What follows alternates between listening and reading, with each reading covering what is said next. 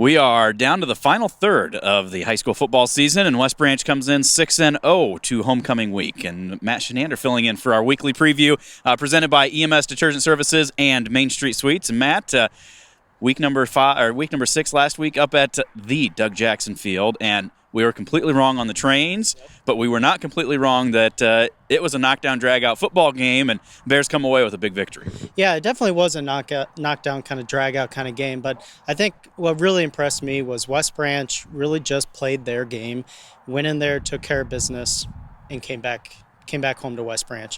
It was really kind of questionable there in the first half because North Cedar, despite really everything that had happened to them, giving up 2 defensive touchdowns with the Bears, everything else like that, they hung in there, completed astronomical pass, unbelievable pass after unbelievable pass. It was just unreal there in the first half what they were able to do. But yeah, that second half, as pretty much the Bears have done all season, and really came out, put the hammer down, and put that one away. Well, I was looking back at it a little, and you can't draw it up any better. You defer so that you kick off, you get your defense out there. Yeah, North Cedar got, I think, 1 or 2 first downs. You force the punt, you drive down, you score a touchdown, and then 3 plays later you get a fumble that you run in for a touchdown. I mean, right there, it's like, hey, 14-0. That's great. But North Cedar comes back, they tie it up, and then boom, we turn around and we score 2 more touchdowns. We get an offensive one, we get a defensive touchdown, we're back up by 2 scores.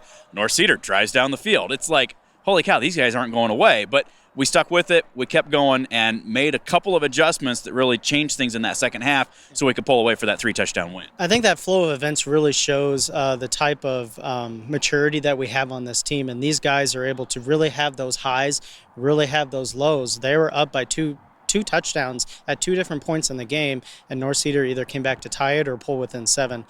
So really just credit to these West Branch kids for really just hanging in there, really having fun with those highs, coming back and really building back up when they were low there.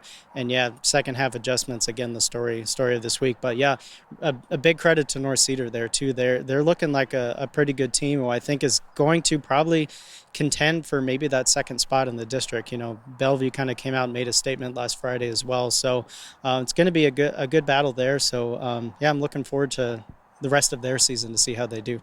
Yeah, these final 3 games, it's going to be a lot of fun to see how it jockeys within the district standings, and a lot of great football to be played here in these next few weeks. So as it stands, though, the Bears come home. They've got a 6-0 record now as we go into homecoming week, and that adds a whole nother layer of things to everything with dress-up day. You've got the parade. You've got the coronation, which luckily we do that on Wednesday night instead of Friday night during the game, I think. That's just my feeling. But, there's just so many other things that go into it. But just being up here at practice this week, it feels like the guys are really locked in and focused on the task at hand. Yeah, that's really kind of the question every time that homecoming week kind of comes around is the team focused? What are they thinking? Are they distracted by all of the things that are happening throughout the school the entire week?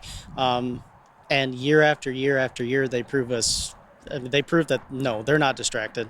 This coaching staff keeps their head in the game, literally in the game, not everything else that's going on. So I fully expect West Branch really to not be fazed by all the homecoming stuff. And yeah, like you said, thankfully can kind of get the parade, the coronation, all that kind of stuff out of the way Wednesday, have Thursday to really start preparing for that game, and Friday come out and really show this Northeast team what we can do.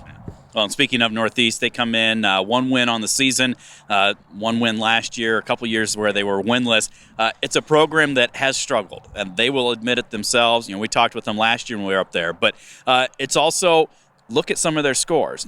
It's not the 50-0 type of games. They were right there with Wapello, who gave us a ball game. In the end, it was a little bit larger margin. 3 touchdowns, 4 touchdowns against Bellevue or against Cascade and Beckman, but they're getting there. They're starting to turn some things around and show that, we're learning how to play this game a little bit better, more effectively, and they would love nothing more than to build on that by coming into the Little Rose Bowl and doing just that. Yeah, as you said, they've had a really rough stretch here over the last few years.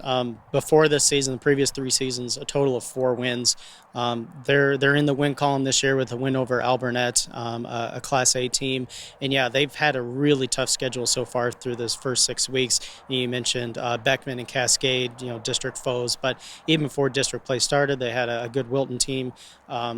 played Wapello, who really gave it to West Branch quite a bit, Command. So they've had a tough sled so far through the first six weeks of the season, and they are a very senior-heavy team. 11 seniors on that team. 3 of their top 4 playmakers, quarterback Riley Wolf, Dakota Stevenson, running back, and Trey McKellier, I think, wide receiver. 3 of their top 4 playmakers are seniors, and so they're really hoping.